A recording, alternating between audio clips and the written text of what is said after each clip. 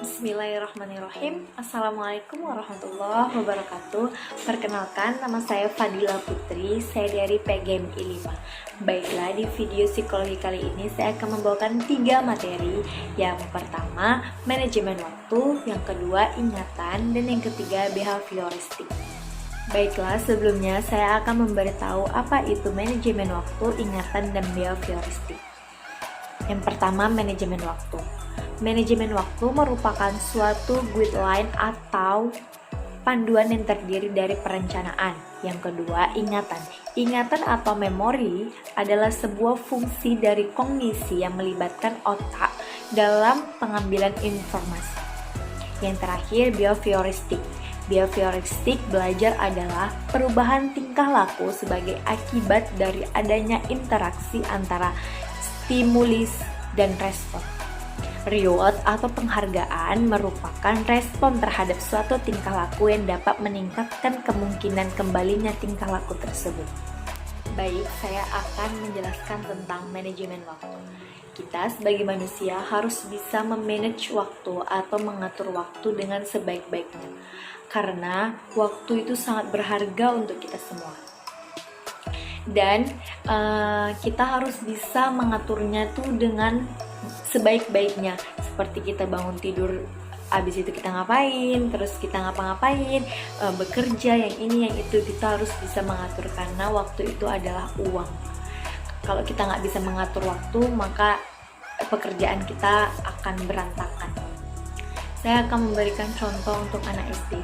Anak SD itu sangat membutuhkan untuk waktu untuk bermain. Waktu yang bermainnya itu bahkan lebih banyak dari waktu belajarnya.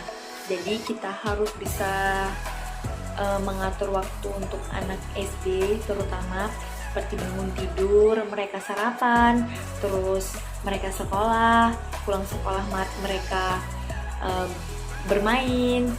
Ketika siap bermain, mereka pulang ke rumah, mandi sore atau yang lain-lain. Itu mereka harus bisa dikasih untuk waktu bermain karena anak SD itu sangat butuh untuk hiburan biar mereka tidak stres, seperti itu. Baik, saya akan memberikan contoh tentang saya sendiri, tentang misalnya tentang pekerjaan atau tentang tugas gitu. Kalau tentang pekerjaan, biasanya saya mengerjakan pekerjaan yang penting dahulu, yang bisa diduluankan dulu, dan yang dikebelakangkan yang bisa dikebelakangkan, seperti itu. Yang mana yang bisa diduluankan, yang mana yang bisa dikebelakangkan. Kalau misalnya soal tugas, biasanya yang deadline-nya itu cepat atau deadline-nya itu sebentar, itu biasanya duluan saya kerjain. Terus yang mudah juga biasanya saya duluan kerjain, seperti itu. Baiklah, setelah saya menjelaskan tentang manajemen waktu, karena untuk anak-anak biasanya susah untuk memanajemenkan waktunya karena waktunya itu banyak untuk bermain. Maka dari itu mereka kebanyakan susah untuk mengingat pelajarannya dan susah untuk mengikuti pelajarannya. Baik, masuk kita ke tentang ingatan. Karena anak-anak itu banyak yang sekarang ini banyak yang main game terus, apalagi sekarang sekolah online, jadi itu banyak waktu yang kosong untuk mereka karena sekolahnya hanya 2 jam, 3 jam. Kalau sekolah biasa kan masuknya dari jam 7, pulangnya jam 12, seperti itu. Banyak waktu bermainnya dan banyak mereka tidak ingat tentang pelajaran-pelajaran tersebut. Bagaimana cara kita untuk mudah mengingat pelajaran yang sudah kita lewati kemarin-kemarin? Kalau misalnya contoh saya memberi contoh saya, karena hafal kaji itu karena diulang. Kalau kita mengulang-ulang pelajaran tersebut, pasti kita bakal selalu ingat tentang pelajaran tersebut. Misalnya tentang penghafal Quran. Penghafal Quran itu selalu dia diulang-ulang, selalu didengar, biar selalu hafal. Kalau kita nggak mengulang-ulangnya, ya bakal lupa terus, seperti itu. Apalagi anak SD yang keseringan main gadget itu bisa menimbulkan susah untuk mengingat tentang pelajaran. Jadi bagaimana ya, itu tergantung tentang orang tuanya dan gurunya, bagaimana biar anak-anak itu selalu belajar dan selalu mengingat pelajarannya, seperti ya mengulang-ulang pelajarannya atau belajar sambil bermain. Itu anak-anak biasanya tuh sangat senang. Dan ada satu hal yang membuat anak-anak itu senang, kalau misalnya kita ingin memberi tugas atau mengingat pelajaran yang lampau, yang kemarin-kemarin, itu biasanya kita memberi hadiah atau reward untuk anak-anak yang bisa mengingat pelajaran yang kemarin-kemarin. Baik, kita langsung masuk ke materi yang terakhir, yang ketiga, yaitu behavioristik. Behavioristik ini adalah reward atau penghargaan dan atau hadiah yang sudah mereka capai. Misalnya nih, saya beri contoh. Misalnya biasanya anak SD itu, kalau kamu, misalnya orang tuanya bilang kalau kamu juara kelas, kamu bakal mama kasih satu buah sepeda misalnya.